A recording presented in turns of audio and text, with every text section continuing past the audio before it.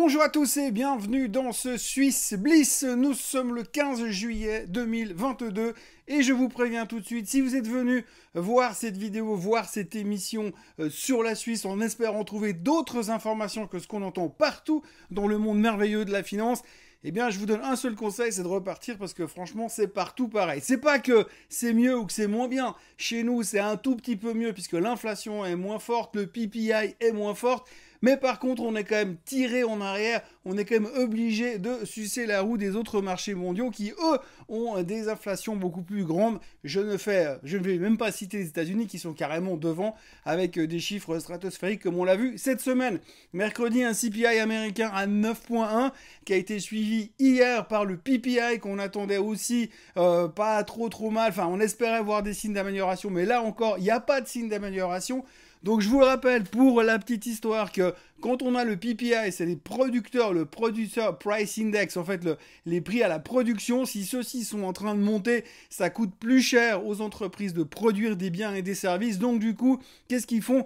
Eh bien ils nous le remettent sur la tronche, à nous les consommateurs, ce qui font que derrière, eh bien vous avez quoi ? Eh bien vous avez l'inflation, le CPI, le Consumer Price Index, qui remonte derrière. Donc en gros, c'est pas une super bonne nouvelle. On a eu cette semaine deux chiffres qui montrent clairement que l'inflation américaine n'est pas en train de ralentir du tout. En tout cas, pour l'instant, les effets conjugués de la hausse des taux et de la baisse des matières premières n'a absolument rien changé à la perspective et à l'environnement actuel.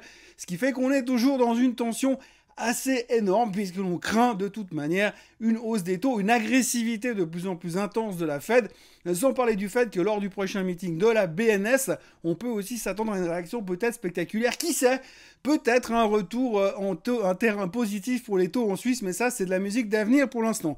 Pour ce qu'on sait, c'est vrai que par rapport aux chiffres, par rapport aux données qu'on a aujourd'hui, eh bien on va devoir se contenter de vivre dans ce milieu un peu troublé qu'est le milieu victime de l'inflation. On ne sait pas trop comment ça va se terminer, mais pour l'instant on est vraiment victime des Américains et comme ils le font dans le Tour de France, on est vraiment en train de leur sucer la roue. Alors ça va un petit peu moins mal qu'ailleurs, c'est moins pire.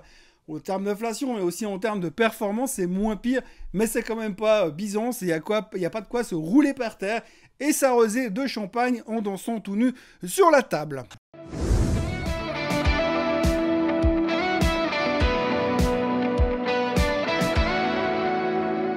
Alors comme vous le voyez à l'instant sous vos yeux, eh bien on a encore une semaine qui est forcément pas terrible. Alors les chiffres datent de jeudi en fin de journée on va dire, ce qui fait que c'est pas forcément toujours exact, mais ce qu'on se rend compte aujourd'hui, c'est que le seul qui s'en sort à peu près bien, eh bien c'est le Nikkei, et je crois qu'on peut dire que c'est purement par sympathie pour le décès de Monsieur Abe, pour l'assassinat de Monsieur Abe, que l'indice monte. Donc c'est pas par respect, ni parce qu'ils sont en deuil, mais c'est simplement parce que finalement ça a favorisé son parti aux élections. Donc du coup, vous avez derrière la suite, eh bien si on fait exemption faite de l'or et de l'argent qui ne font strictement rien cette semaine, eh bien nous avons le SMI qui est le meilleur indice, qui est le meilleur indice de la semaine, enfin on va dire le moins pire de la semaine pour l'instant par rapport au reste. On notera aussi que finalement les semi-conducteurs s'en sortent pas trop mal, malgré un début de semaine très très compliqué aux États-Unis.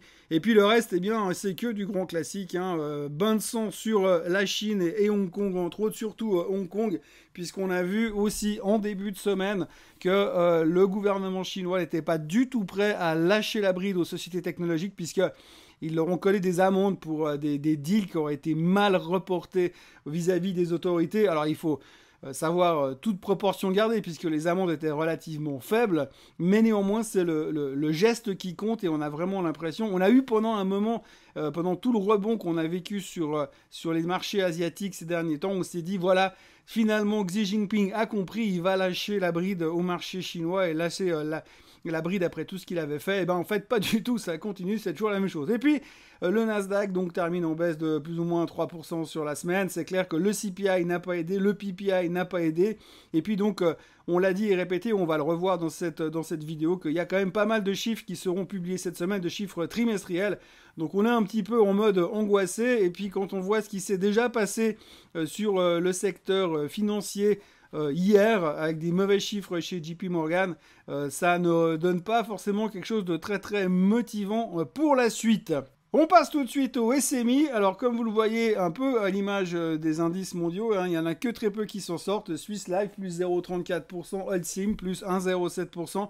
Pourtant, Holcim, ils sont quand même pas mal dans la panade parce qu'il y a une île quelque part en Indonésie qui les attaque pour les avoir mis en guillemets, leur avoir mis les pieds dans l'eau. Et puis, Richemont s'en sort bien parce on est assez positif sur les prochains résultats du luxe, peut-être avec un regain de vie, un regain de forme du côté de la Chine, puisque ces derniers temps, on rappellera que effectivement la Chine s'est rouverte, en tout cas jusqu'à la semaine dernière, et que ça pourrait remotiver en tout cas le commerce passé du luxe. Puisque là, ça va de nouveau se compliquer, puisqu'on a entendu cette semaine, effectivement, que la Chine allait de nouveau verrouiller certains endroits pour l'instant, puisqu'ils ont fermé les casinos pendant une semaine à Macao. Et donc, on craint quand même un tout petit peu que ça se prolonge de nouveau, parce qu'ils ont découvert 3 ou 4 cas Covid avec leur nouveau code BA5.2.1 qui a été inventé probablement par le staff d'Elon Musk pour trouver des noms pareils. Et donc du coup, eh bien, on a encore une crainte qui pourrait revenir, mais en tout cas pour l'instant, comme on va se concentrer sur les résultats passés, peut-être que Richemont, tout comme Swatch cette semaine, risque de bien s'en sortir parce que on a eu un petit recovery le dernier trimestre, mais ça reste encore à confirmer. Pour le reste, eh bien, c'est un peu la pression sur tout le monde, hein, les assurances qu'on prenne plein les dents, les technos, enfin la techno, le JTech qui est sous pression, et puis pas mal d'ajustements de price target, on va le voir tout à l'heure sur des boîtes comme Rush ou Novartis, qui font que finalement ça bouge, ça bougeote, on va pas dire que ça bougeait beaucoup, ça a bougeoté la semaine dernière, et il y a toujours pas mal de pression vendeuse sur les financières, on va y revenir, et je pense qu'avec les chiffres de JP Morgan, de cette semaine qui ont été publiés hier, ça ne donne rien de bon. Le SLI et ses perdants, Temenos, moins 7,4%. Alors là, l'angoisse sur la croissance, et puis des downgrades d'un peu partout. Givaudan, pareil. Crédit Suisse, pareil. Donc voilà, vous voyez, que du rouge. Il y a beaucoup de losers. Alors certains sont plus remarqués que d'autres. On notera Temenos, on va aussi en reparler tout à l'heure. Mais ça reste vraiment sous pression pour l'instant. Et puis alors, le truc qui prend le moins de temps dans ce Swiss Bliss ce matin, c'est la liste des winners, la liste des vainqueurs de la semaine, hein, puisque là on retrouve les mêmes que dans le SMI, mis à part Sonova et VAT qui vient se grouper, et Swatch, comme je vous le disais avant, un regain d'espoir sur le luxe. On verra si la réouverture de la Chine permet d'améliorer tout ça. On en reparlera probablement ces prochaines semaines lors de la publication des chiffres trimestriels. Le titre de la semaine, c'est Dufry. Donc les magasins tax-free que l'on trouve dans nos aéroports quand on a encore la chance de voyager normalement sans faire 4 heures de queue et sans faire 12 vaccins dans tous les sens pour pouvoir accéder à un avion. Eh bien, Dufry a donc fusionné avec l'italien Autogrill. Et donc, fusion assez importante. C'était un peu attendu, c'était pas une énorme surprise, mais ça a été confirmé. Les experts sont plutôt satisfaits, mais sans dire beaucoup plus que ça. C'est le CEO de Dufry qui va reprendre la tête du groupe. Voilà, on verra un peu comment ça va se développer. Il faut noter au passage que Dufry a annoncé une explosion de son chiffre d'affaires de 145%. Il faut savoir raison garder et relativiser un petit peu tout ça, puisque 140% de pas grand-chose, puisqu'on se base sur des chiffres qui dataient d'une période de pandémie, c'est quand même beaucoup plus facile de battre des chiffres et des revenus lorsque finalement vous étiez fermé la moitié de l'année. Donc il faut relativiser tout ça, mais néanmoins, bref, voilà, fusion. Donc un titre qui va probablement disparaître à terme de l'indice, enfin du marché suisse. Mais en tout cas, c'est le CEO de Dufry qui reprend la tête de tout ça. On en reparlera bientôt. Évidemment que ça reste vraiment une industrie qui va rester très liée et très proche finalement de ce qui se passe au niveau du Covid. Puisque si vraiment on a une résurgence de nouveau et on commence déjà à en parler beaucoup dans les médias, qu'après les vacances scolaires, ça va être l'enfer, le retour du Covid, on va tous y passer. Bref, ça repart dans la même thématique. Si ça repart là-dedans et qu'on a un nouveau déconfinement également en Europe, également dans les pays occidentaux, ça risque de faire de nouveau un petit peu bobo à Dufry. Surtout que quand on regarde l'explosion qui est présentée lors de l'annonce de la fusion, eh bien on a quand même connu des fusions qui étaient un tout petit peu plus marrantes et un tout petit peu plus excitantes. Alors comme vous le voyez, il faut le dire vite, puisque la fusion date de cette semaine, on voit donc un rebond quand même de 30,5 jusqu'à 34,29, on sent l'euphorie. Limite quand même, il faut faire attention de pas que ça monte trop vite, parce que sinon on va commencer à avoir les yeux qui piquent, tellement ça va monter trop vite et qu'on aura la pression dans les globes oculaires, un peu à la mode de Tom Cruise dans Top Gun. Non, je rigole, mais effectivement on voit qu'il ne s'est pas passé grand chose. Alors on peut faire toute l'analyse technique qu'on veut aujourd'hui, ça n'a plus grand sens puisque la fusion est entérinée et qu'on peut juste espérer que le Covid ne passera plus par nous pour pouvoir repartir dans une construction saine et constructive justement entre Dufry et Autogrill. Mais pour l'instant, voilà, techniquement, il n'y a pas grand-chose à raconter sur Dufry. L'autre titre, un des autres titres de la semaine, c'est le Bon Rush. Alors c'est pas pour sa performance spectaculaire, mais on a beaucoup parlé du Bon Rush cette semaine. Tout d'abord parce qu'en tout début de semaine, on a eu l'analyste d'UBS qui est venu faire un upgrade. Donc il est passé de sell à neutre, mais par contre il a baissé son objectif de prix. Donc j'adore, les mecs ils étaient à la vente, maintenant ils disent qu'il faut rester neutre, mais ils pensent que si ça rebondit, ça ira moins vite. Alors il faut dire quand même à sa décharge, à la décharge de l'analyse de l'UBS que c'est lui qui a chopé le top de l'UBS il y a quelques semaines en arrière. Bravo, on peut aussi le dire, hein, ils sont souvent à côté de la plaque, mais quand ils sont justes, il faut savoir le reconnaître. Donc il a parfaitement vu quasiment le top à 2 balles près, tout en haut sur le Bon Rush. Donc aujourd'hui, on peut quand même l'écouter parce que peut-être qu'il n'est pas complètement à côté de la plaque. Lui, il pense quand même que les objectifs annoncés par le management de Rush sont un tout petit peu trop optimistes à son sens, qu'ils ont un problème de taille, qui sera le gros challenge à gérer ces prochains temps. Donc il est quand même relativement prudent, un peu moins négatif qu'avant, mais pas non plus euphorique, hein, faut pas mélanger les deux. Donc il est très très prudent de ce côté-là. Rush a donc pas trop bougé, elle termine légèrement en baisse cette semaine, mais donc on en parlait beaucoup parce que non seulement UBS a fait son downgrade, sa modification de recommandation en début de semaine, mais ça a été suivi également par le même type de recommandation chez Goldman et chez Stifel qui ont fait les mêmes genres de déclarations. Donc c'est un peu facile, c'est un peu à l'image du marché suisse, hein, on suce la roue des autres. C'est vrai que c'est la mode, c'est le Tour de France, donc tout le monde fait comme ça, on suit les meilleurs et puis on essaye de faire un petit peu pareil. Donc il y a eu pas mal d'ajustements, on va dire, d'ajustements de position, ajustements de target, mais en même temps quand vous passez de neutre à buy, mais avec un target 3% plus haut, c'est pas que c'est hyper excitant, et puis que les gens, ils ont envie de jouer la totalité de leur fortune et de vendre les bijoux de la grand-mère pour acheter du Bon Rush. Si on reprend le chart du Bon Rush, et bien vous voyez ici, c'est là où l'analyse de l'UBS a fait son downgrade. Aujourd'hui, il est en train de tourner la veste, on a été chercher les plus bas à 300, donc il faudra vraiment chercher, surveiller ce niveau. Là, quand on regarde les stochastiques du Bon Rush, ce serait pas étonnant, vu l'ambiance actuelle, qu'on se refasse une petite correction en direction des 300, mais j'insiste, hein, si on revient sur ce niveau-là, il faut absolument acheter, vendre des puts et puis essayer de rechoper le Bon Rush pour jouer un rebond. Alors je parle pas d'un rebond à 400 tout de suite, il va falloir qu'on fasse notre processus de bottom bien sûr, mais pour l'instant c'est plutôt intéressant et on voit que ça marche plutôt pas mal. Donc prudence à très court terme d'un point de vue technique sur notre ami le Bon Rush. Moi ce que je verrais bien si je devais déterminer une stratégie, ce serait donc cette baisse là, avec ensuite un rebond en direction des 345, avec tout le marché qui va repartir, parce que tout seul on n'y arrivera pas. Et on viendra chercher à combler ce gap, hein, puisqu'on dit toujours en analyse technique, un gap laissé derrière doit être un gap qui doit être comblé.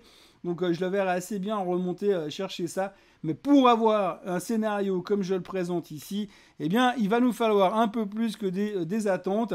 Et pour essayer d'inverser cette tendance, il faudra que l'ensemble du marché retrouve des couleurs. Et quand je dis l'ensemble du marché, je parle aussi des États-Unis, de l'Europe et de tout le reste.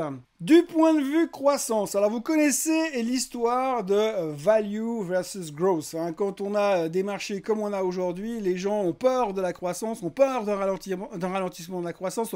Une hausse des taux n'est plutôt négative pour tout ce qui est croissance et une récession est forcément moins bonne pour les titres de croissance. Donc du coup, on a un petit peu peur de tout ça et c'est un peu la thématique qu'on a mis en place en début de semaine. En début de semaine, on a eu la Chine qui a merdouillé, comme on l'a vu. Donc du coup, il y a eu un peu une alerte sur la croissance et tout le monde a un peu tapé sur le secteur parce qu'on avait bien rebondi la semaine dernière. Donc du coup, en Suisse, comme on n'est pas non plus un pays qui est reconnu pour être un pays de croissance, en tout cas dans le sens croissance technologique, eh bien on cherche un petit peu les valeurs qu'on a dedans et on en profite pour leur taper dessus. Donc en l'occurrence, on en a deux. La première, c'est Temenos qui s'en est pris plein la tête toute la semaine, moins 7%, beaucoup de downgrade aussi, beaucoup de corrections de recommandations de la part des brokers.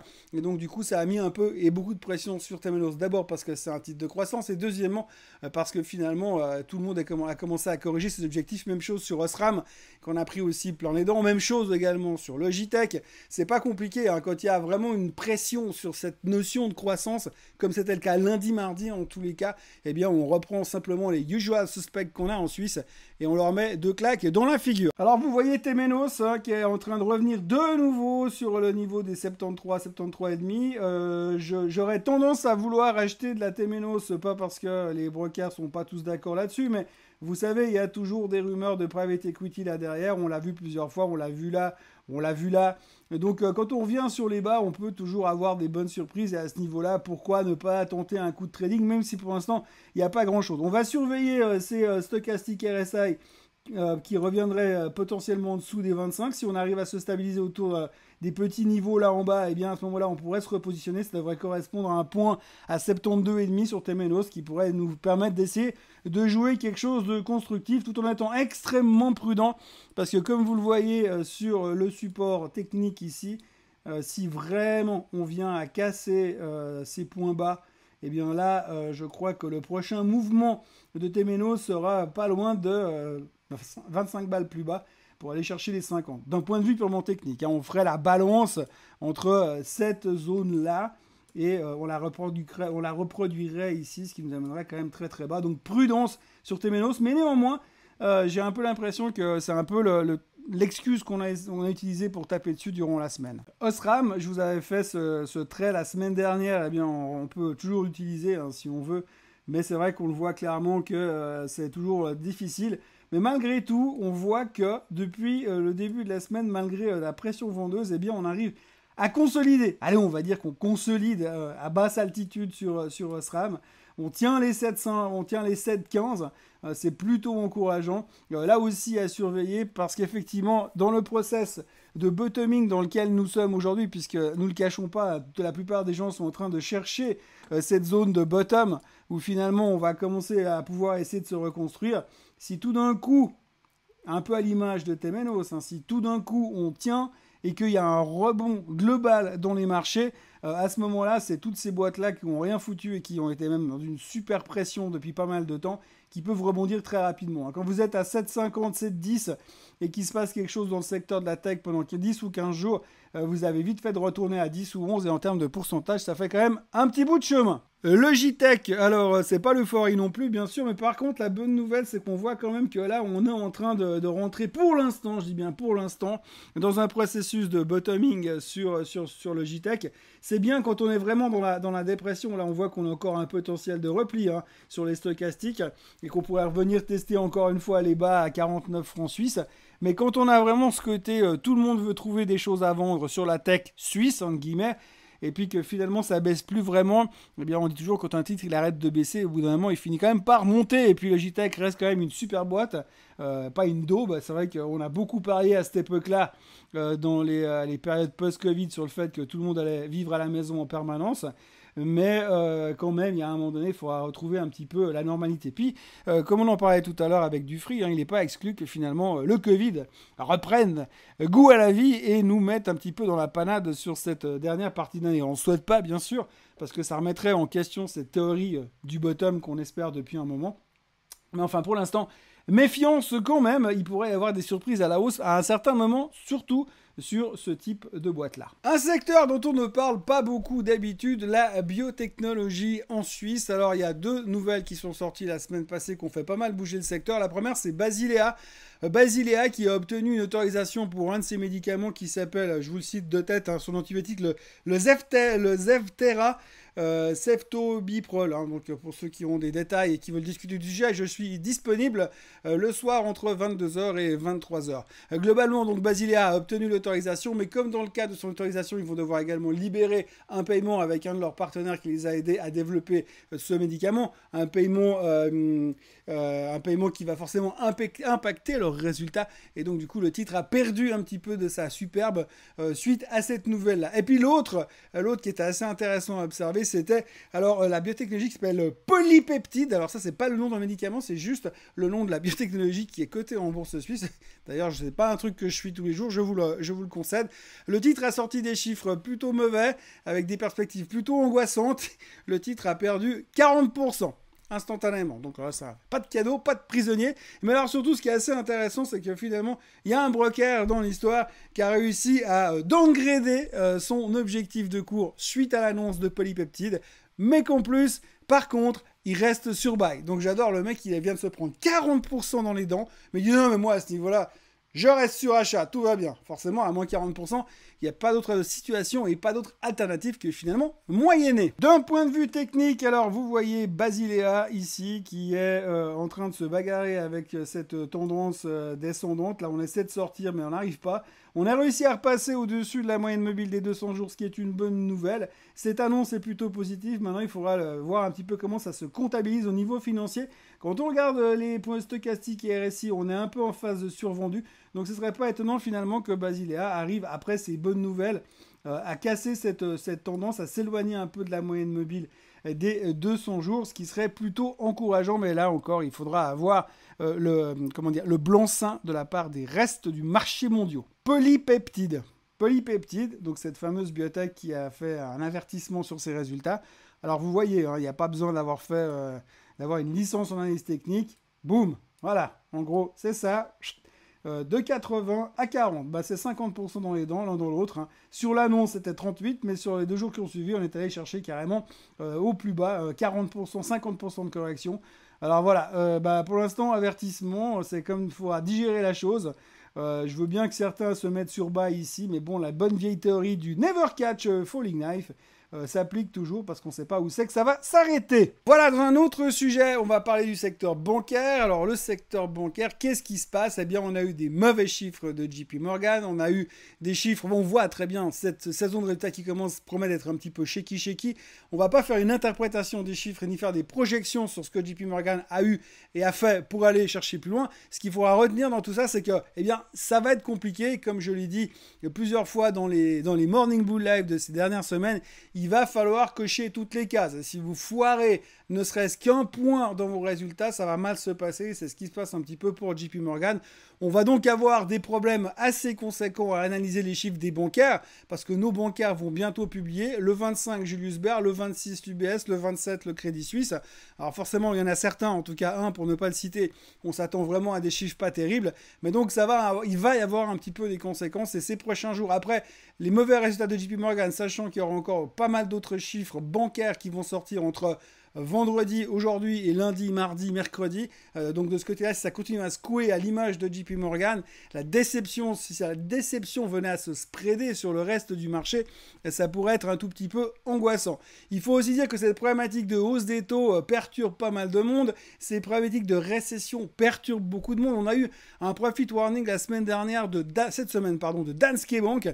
Alors Danske Bank, c'est pas non plus la meilleure des banques, parce qu'en général, ils sont beaucoup plus connus pour les histoires de blanchiment que pour leur performance en termes de comptabilité, en termes de performance de société. Mais donc, ils ont fait un profit warning et ça a mis la pression sur un peu l'ensemble du monde bancaire qui se dit « Ouh là là, mais si on rentre en récession, ça va être très compliqué. » Enfin bref, aujourd'hui, on va devoir digérer ce qui est en train de se passer, intégrer les choses pour le domaine bancaire. C'est vrai qu'on se dit toujours quand les taux montent, c'est positif pour les financières.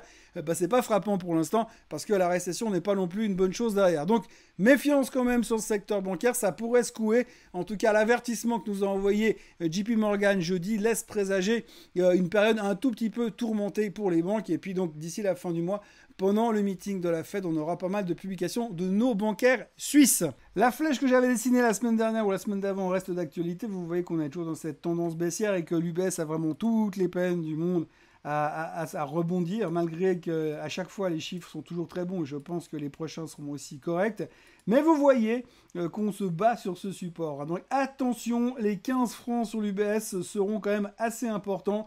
Et quand je regarde cette configuration de stochastique là aussi, je me dis on est très suracheté, on est en perte d'énergie et si ça continue à taper, ça risque d'être un petit peu compliqué à très court terme.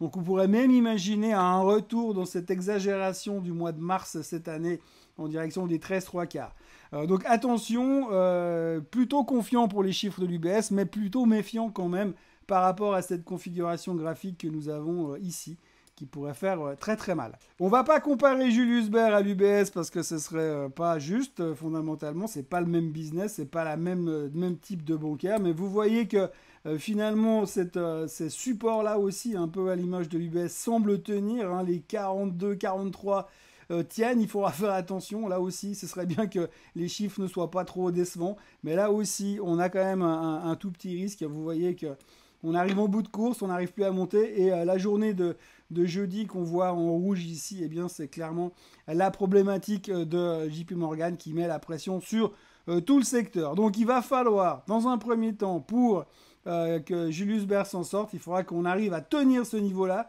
ce dont je doute, à moins que les résultats soient canonissimes pour pouvoir essayer de remonter. Mais sinon, on a un sacré potentiel à aller chercher un peu plus bas.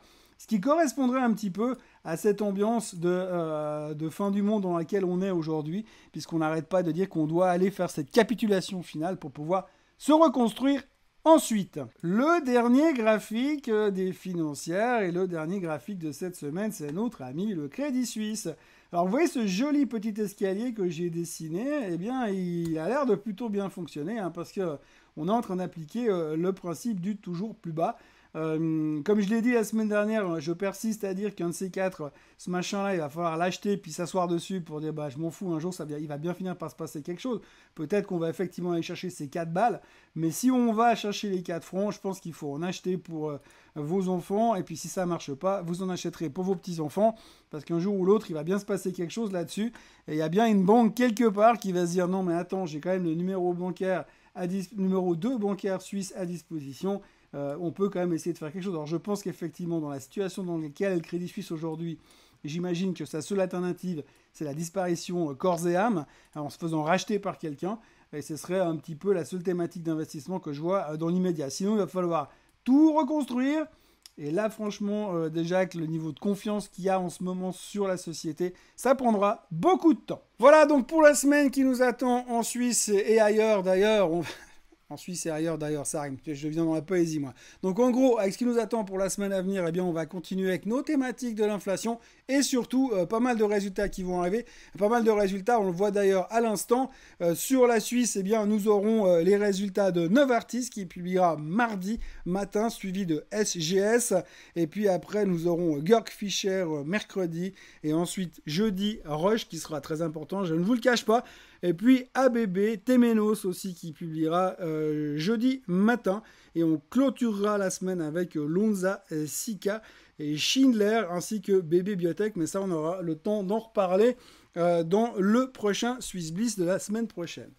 Voilà ce qu'on peut dire et ce qu'on doit retenir finalement de cette semaine en Suisse et dans le monde à notre connaissance. C'est pas de moi celle-ci, je le reconnais. Donc voilà, ça reste très compliqué. On est vraiment encore bloqué sur l'inflation et même si nous en Suisse l'inflation est moins grave qu'ailleurs, eh bien c'est pas simple tous les jours. Voilà, je vous remercie d'avoir été avec moi toute cette semaine avec le Morning Bull Live, dans le Morning Bull Live et encore dans ce Swiss Bliss. Nous sommes vendredi, il paraît qu'il va faire très très chaud, profitez du week-end, profitez des piscines, profitez de vos vacances, mais n'oubliez pas quand même de vous abonner à la chaîne Suisse Côte en français, histoire de faire monter encore la température, et vu la température de ce côté-là, j'aimerais bien pouvoir me couper les cheveux à un certain moment, ça devient juste étouffant. Bref, tout ça, n'oubliez pas non plus de liker cette vidéo et puis d'en parler autour de vous et de venir me retrouver lundi matin, puisque même si c'est des vacances, eh bien, je serai toujours là avec vous. Passez un très bon week-end et un très bon vendredi à tous et je vous retrouve lundi matin dans un prochain Morning Bull Live. Bye bye.